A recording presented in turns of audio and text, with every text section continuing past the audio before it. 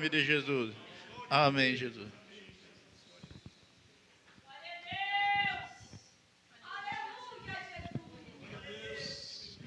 Paz do Senhor Jesus, irmãos. Amém. Glória a Deus. É uma alegria poder estar aqui com vocês para compartilhar da palavra. Eu já pude matar a saudade de alguns irmãos, alguns parentes. Deus é bom. Amém? Eu quero aproveitar que vocês estão em pé para nós lermos a palavra.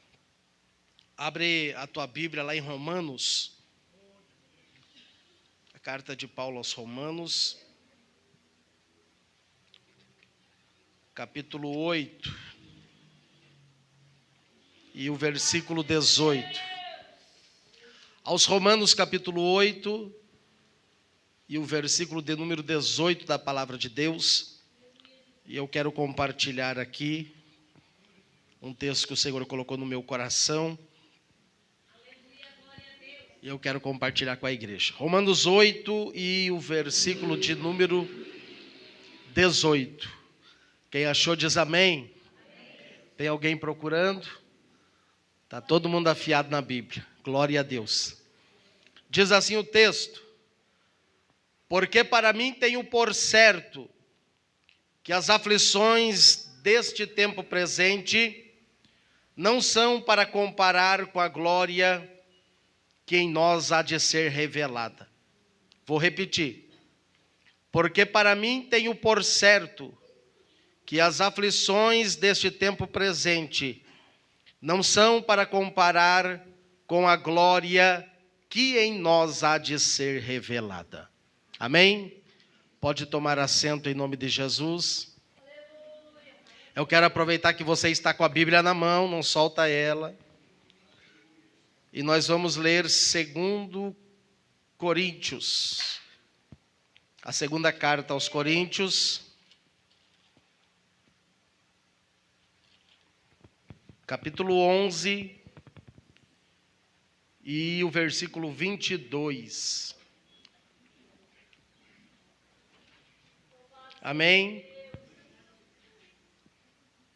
2 Coríntios, capítulo 11, e versículo 22, que diz assim: são hebreus?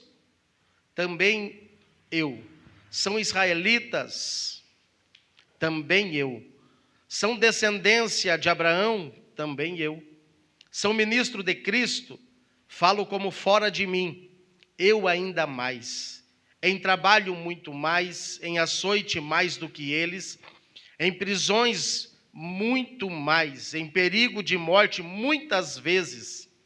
Recebi dos judeus 5 quarentenas de açoite menos 1. 3 vezes fui açoitado com varas. 1 vez fui apedrejado. 3 vezes sofri naufrágio. 1 noite e 1 dia passei no abismo. Em viagem muitas vezes, em perigos de rios, em perigos de salteadores, em perigos dos da minha nação, em perigos dos gentios, em perigos na cidade, em perigos no deserto, em perigos no mar, em perigo entre os falsos irmãos, em trabalhos, fadiga, em vigílias, muitas vezes, em fome, sede, jejum, muitas vezes, em frio e nudez. Além das coisas exteriores, me oprime cada dia o cuidado de todas as igrejas. Amém?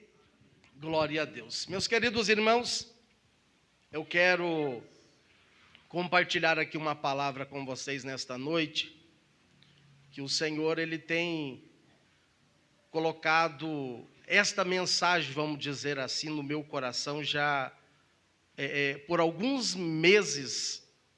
O Senhor, Ele tem falado muito no meu coração a respeito destas coisas, porque a igreja do Senhor Jesus, nesses dias atuais que nós estamos vivendo, ela está passando por muitas lutas e dificuldades, ela está passando por muitas provações, porque nós vivemos dias que antecedem a volta de Jesus. E Jesus já deixou escrito, através dos discípulos, que esses dias que estavam chegando e que chegaram, que é os nossos dias, seriam dias trabalhosos, O apóstolo Paulo também vai falar isso. Seriam dias em que o Senhor Jesus está dizendo que não veio para trazer paz, mas ele veio para trazer a espada. Aí ele vai dizer: e nesses dias que eu trazer a espada, será pai contra filho, a nora contra a sogra, irmão contra irmão. E estas coisas nós temos visto de perto acontecer. Então nós identificamos que estamos chegando finalmente nos dias em que Jesus falou que viria para buscar a igreja. Só que devido às lutas, devido às dificuldades, devido às perseguições e todas estas coisas que rodeiam o crente de perto, né? O que está acontecendo? Adentrou dentro das igrejas uma mornidão muito grande. Entrou dentro das igrejas uma frieza espiritual muito grande.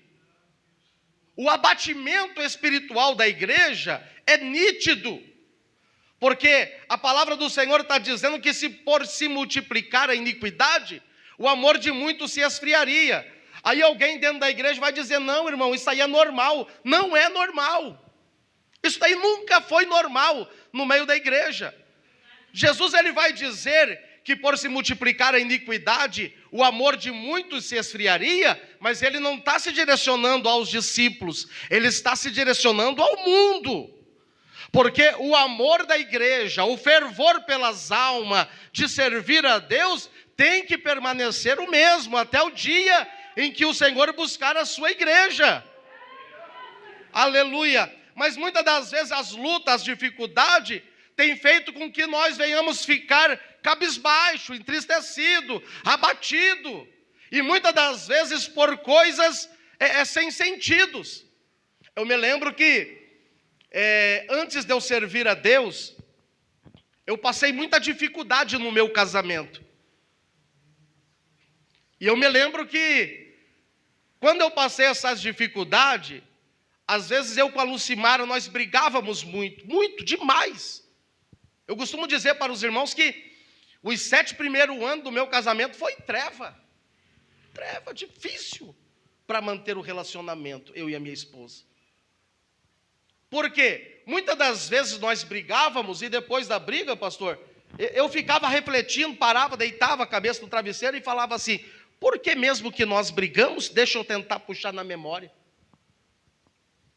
E às vezes nós estamos na igreja desta forma: por que mesmo foi que eu parei? Peraí, deixa eu ver. Puxa vida, mas não tem sentido. Por que eu parei de orar que nem eu orava antes? Por que eu deixei de evangelizar como eu fazia antes? Por que eu deixei de ter aquele mesmo fervor que eu tinha antes? Por que eu deixei de buscar como eu buscava antes? Por que eu não levo mais um lenço para a igreja e não desce mais lágrima do meu rosto quando eu ouço a palavra? Sabe por quê? Porque muitas das vezes nós estamos cheios, arrotando, que nem quando você sai de um restaurante bem abastecido, comeu bem, aquele self-service gostoso, e nós estamos assim na presença de Deus, arrotando. Quando o pregador pega o microfone e lê o texto, alguém lá no banco está dizendo: eu já sei até o que ele vai dizer, eu já sei até por que caminho ele vai entrar para pregar esta palavra. E estamos cheios, quando devíamos chegar diante da presença do Senhor, vazios e dizendo assim: Senhor, hoje vai ser uma noite nova.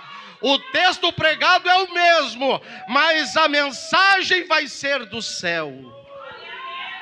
Glória a Deus. Precisamos esvaziar de nós mesmos.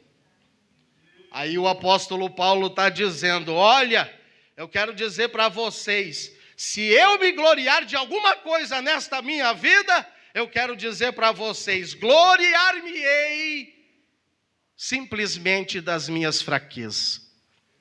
Glória a Deus.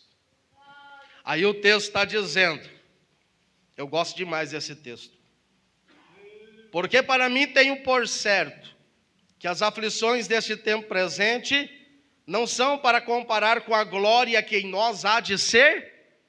Você já parou para pensar nisso? Quando a luta bateu na tua porta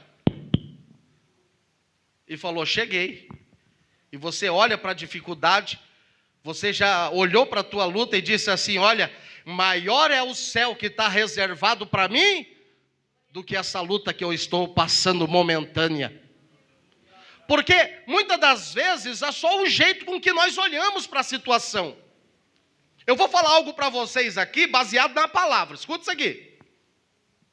A Bíblia vai dizer que um camarada por nome de Davi, ele estava lá no campo pastoreando umas ovelhas do papai.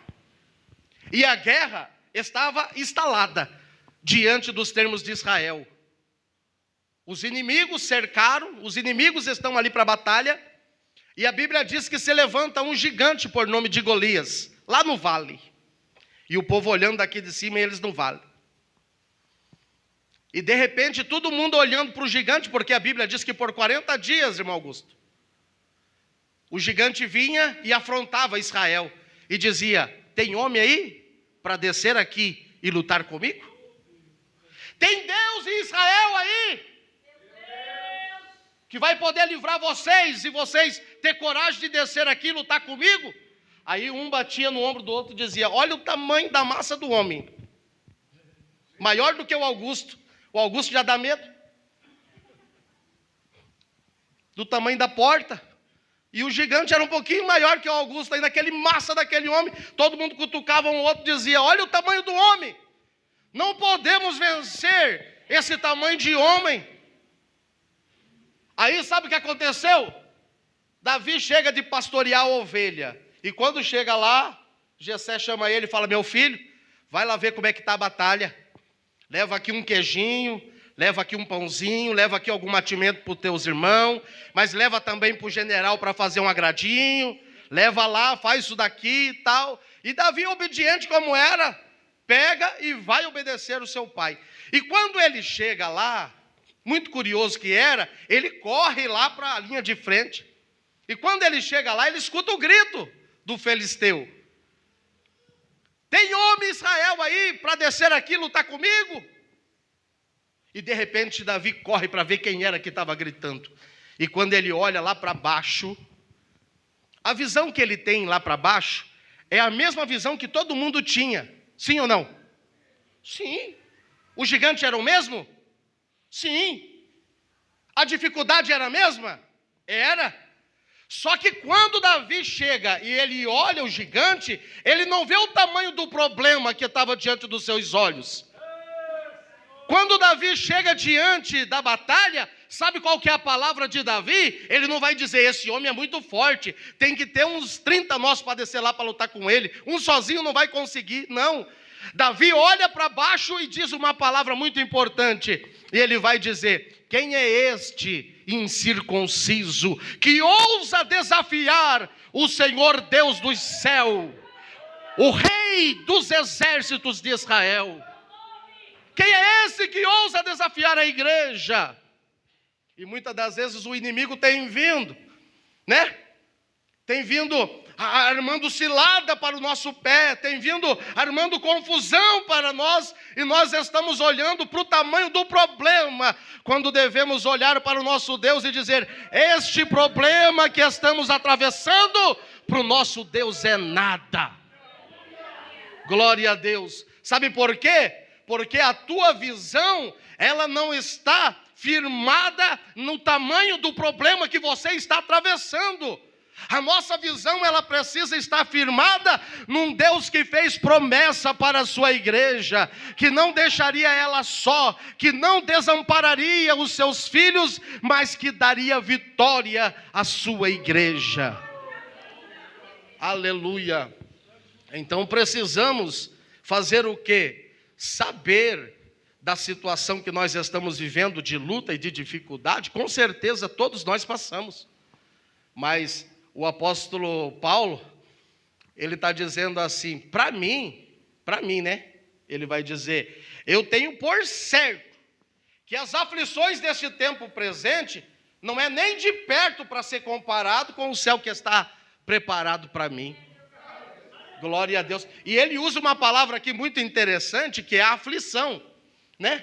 Você sabe o que significa aflição no tempo do apóstolo Paulo? Era tirar azeite da azeitona. Sabe o que era a aflição? Era você colocar a fruta da azeitona na prensa. E aí você ia fazer aquele trabalho de prensar o fruto.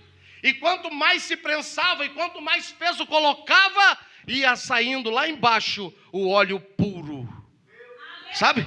Sabe esse óleo aqui extra virgem? Começava a sair lá embaixo da aflição da azeitona. O apóstolo Paulo, em outras palavras, está dizendo: pode apertar. Quanto mais apertar, mais óleo vai sair. Pode apertar, porque quanto mais vocês apertam, mais eu vou glorificar o nome do Senhor. Aí alguém podia dizer assim para o apóstolo Paulo: nós vamos te chicotear em praça pública e vamos te lançar na prisão. Ele fala assim: pode fazer. E fizeram. E quando ele chegou lá dentro da prisão, sabe o que ele fala? Ele começa a murmurar contra Deus. É isso que ele faz? Ele começa a reclamar da situação que ele está vivendo.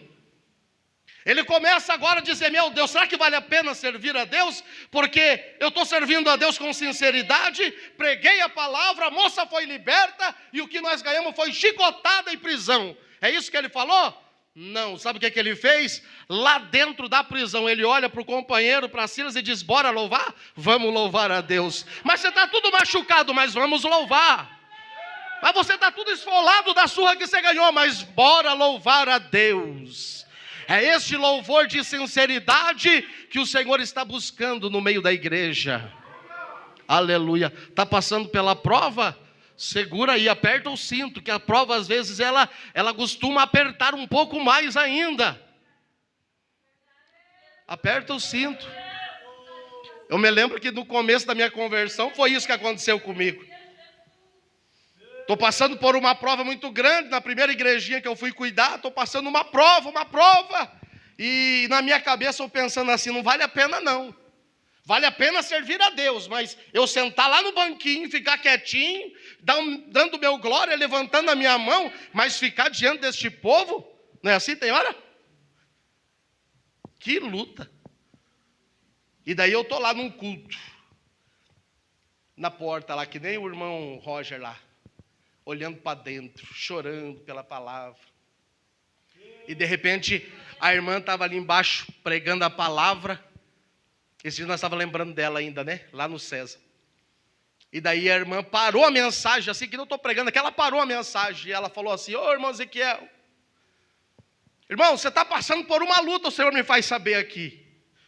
E eu na minha cabeça eu falei assim: irmã Marta, ó, glória a Deus, o Senhor me viu aqui neste culto chorando. Acabou a luta, pastor. Acabou a dificuldade. O Senhor me enxergou. Aleluia. E daí a irmã falou: está passando por luta? Eu falei: glória a Deus, estou passando por luta. Ela falou assim: o Senhor manda dizer para você: aperta o cinto, porque a luta só está começando. Ela vai apertar. Deus nunca prometeu facilidade para você servi-lo. A única coisa que você pode ter certeza é que você não vai ser desamparado no meio da prova. O salmista vai dizer assim: ainda que eu andasse pelo vale da sombra e da morte, eu não temeria mal nenhum. Por que, salmista? Porque tu estás comigo, Senhor, e a tua vara e o teu cajado me consola.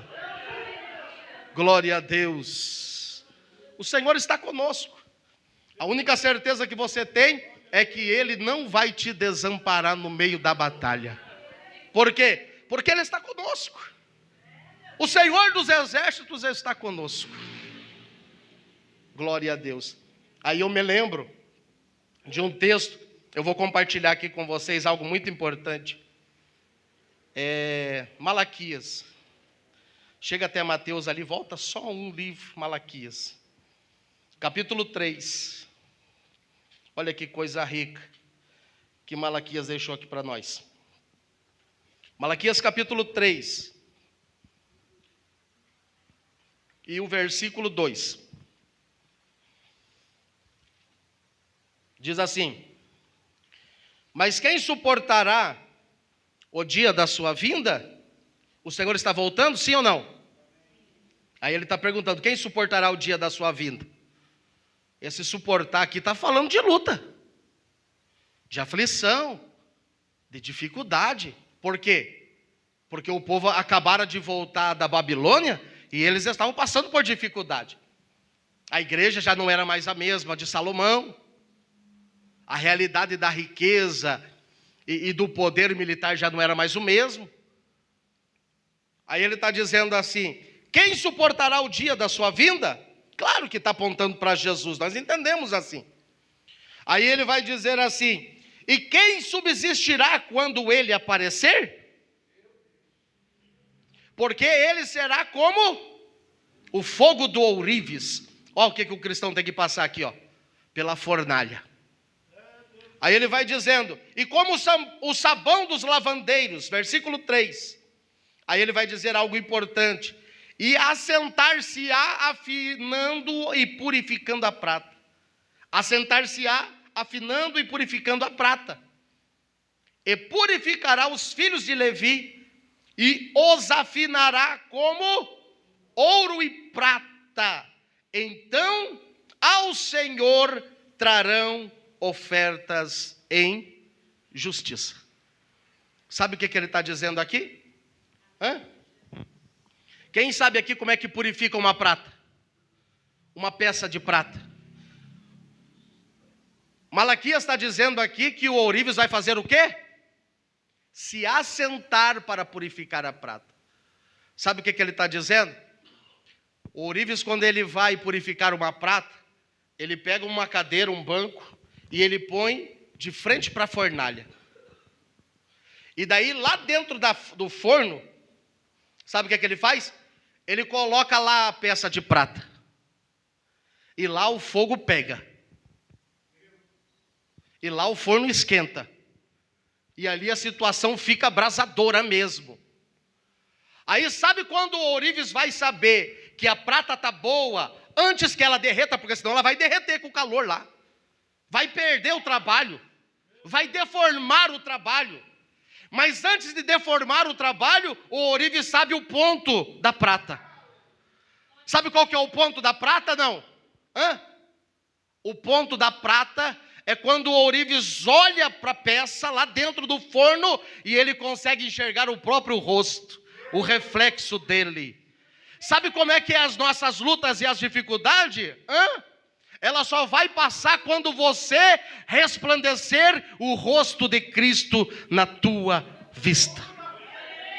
Quando alguém olhar para mim e para você e dizer assim: passou por tanta coisa, mas passou glorificando a Deus. Passou por tanta luta, mas está firme na presença do Senhor. E alguém olha para você e para mim e está dizendo: verdadeiramente é uma mulher de Deus. Verdadeiramente é um servo do Senhor. Por quê? Porque o brilho do olhar mostra a diferença na vida dele ou dela. Glória a Deus. Então, se você está passando pelo fogo que nem eu, vamos resplandecer o rosto de Jesus. Vamos resplandecer. Eu lembro que eu ouvi uma história muito tempo atrás. Eu acho que o pastor Luciano também, ele é que nem eu, ele gosta de história. Ele deve conhecer essa história. Eu lembro de uma história de um pastor. E a igreja estava passando por momentos de lutas e de dificuldade. E cada dia chegava um membro novo no pastor e dizia: pastor, pastor, estou pensando em sair da igreja, não aguento mais a luta, não aguento mais isso. Daí chegava outro e dizia assim: pastor, olha pastor, estou passando por uma aprovação, isso e aquilo e tal. Aí chegava outro e dizia: pastor, ora por mim, pastor, porque eu estou passando por essa luta, essa dificuldade, pastor, olha. E de repente o pastor, guiado pelo Espírito de Deus, teve uma ideia. Ele falou assim: já sei o que eu vou fazer. Quando os crentes chegaram, ele tirou o altarzinho dali, colocou uma mesa, colocou uma caixa, e lá dentro dessa caixa tinha o nome de todos os membros da igreja. E lá o pastor colocou a luta de cada crente, porque ele sabia o que cada crente estava passando de dificuldade. E o pastor falou assim: irmãos, hoje o culto vai ser diferente. Não vai ter louvor, não vai ter isso, não vai ter aquilo. Só vai ter um periodinho de oração e depois nós vamos encerrar com a palavra. Somente isso, mas vai ser diferente. Cada crente agora vai sair do lugar, vai vir aqui, vai pegar um papelzinho desse aqui, mas não abre. Vai lá para o banco, dobra o joelho e vai orar, que daqui a pouco eu levanto vocês da oração. E cada um foi e pegou um pedacinho daquele papel, curioso para saber o que era, não sabia. e voltou para o banco sentado, orar, ajoelhado. E quando o pastor chamou eles da oração, amém, irmãos, vamos ficar de pé. Tá com o teu papelzinho? Tô. Tá aí? Tá. Vamos fazer o seguinte, agora você abre o papelzinho, porque dentro do papelzinho está o nome do irmão que pode estar do teu lado por aí, e a luta que ele está enfrentando. E a partir de agora, você está com a luta do teu irmão. Você não está mais com a tua. E o irmão está orando e nós vamos orar. E cada um vai pegar a luta do outro. Porque às vezes você olha para o outro e acha que o outro não está passando luta, só você. Então tome a luta do teu irmão para ti. Aí todo mundo. Quando olhou a luta, falou assim, não, pastor, você não toma a tua luta, não quero não. Toma a tua luta aí, ô irmão Cid, não quero a tua não, me dá a minha de volta. Porque muitas das vezes nós estamos passando por momentos difíceis, mas se você olhar para o lado, você vai ver que tem alguém que está pior do que você. Se você olhar para o lado, você vai ver que tem alguém que está muito pior do que você. Aí o Senhor Jesus vai dizer algo muito importante para Pedro. Ele vai dizer assim, Pedro, eu só tenho uma coisa para te dizer, Pedro. Nessas últimas instruções aqui, eu só digo uma coisa para você. Quando tu te converteres, vai lá e fortalece os teus irmãos. Meus irmãos, o céu conta comigo e contigo. Está passando por luta e dificuldade? Eu sei que está, eu também estou. Se você quiser trocar de luta, você vai se assustar se eu começar a falar aqui, nem vou falar. Mas sabe o que acontece? O Senhor conta conosco. Para quê? Para darmos testemunho do seu nome. Glória a Deus. Está passando por luta e dificuldade? Nós vamos ficar firmes no Senhor. Porque senão, meus irmãos, o que você está fazendo na casa de Deus se não for desse jeito?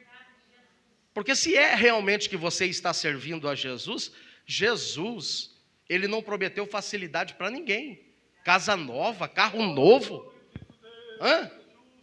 vida mansa, nada disso o Senhor prometeu para mim. É dificuldade mesmo. Ele está dizendo assim, porfiar e por entrar pela porta estreita. É com dificuldade.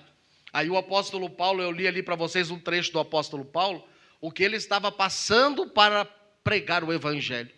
Para ele dizer essas palavras aqui,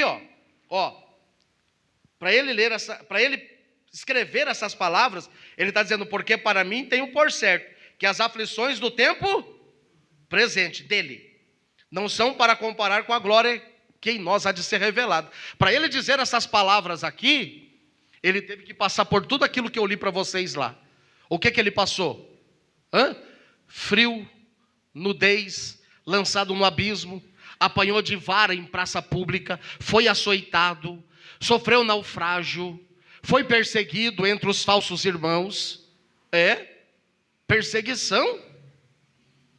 Tudo isso ele teve que passar, que nem eu e você temos que passar muitas das vezes, por tudo isso também, o apóstolo Paulo está passando, mas ele está dizendo assim, eu nem ligo para o que eu estou passando, porque eu tenho por certo que o céu que vai se manifestar em mim é muito mais glorioso do que a dificuldade que eu estou enfrentando, do que a luta que eu estou passando momentânea aqui nesta terra. Quem está passando por luta aí? Glória a Deus. Nós passamos por luta, irmãos, mas quando eu olho para algumas passagens da Bíblia, eu falo assim, misericórdia, Jesus, eu estou no céu. Eu estou no céu, Jesus, obrigado pelo céu que o Senhor nos preparou. Que daí eu leio esse texto aqui, Hebreus, capítulo 12, já estou encerrando, irmãos, vou orar para vocês já em nome de Jesus. Capítulo 12, para nós encerrar a conversa.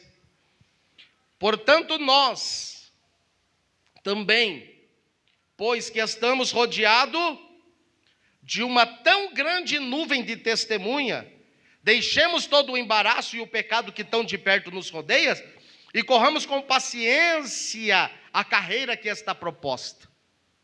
Qual que era a nuvem de testemunha que o escritor aos Hebreus estava dizendo aqui? Ele está dizendo assim, olha os profetas que foram antes de nós, que foram mortos pela palavra de Deus. Ó Estevão, que só foi Jesus partir, já foi logo atrás também o primeiro mártir da igreja. Ele está dizendo, olha os outros irmãos que estão sendo perseguidos, presos e mortos. Aí ele está dizendo, então nós que estamos rodeados desta nuvem de testemunha, corramos com paciência a carreira que está proposta a cada um de nós.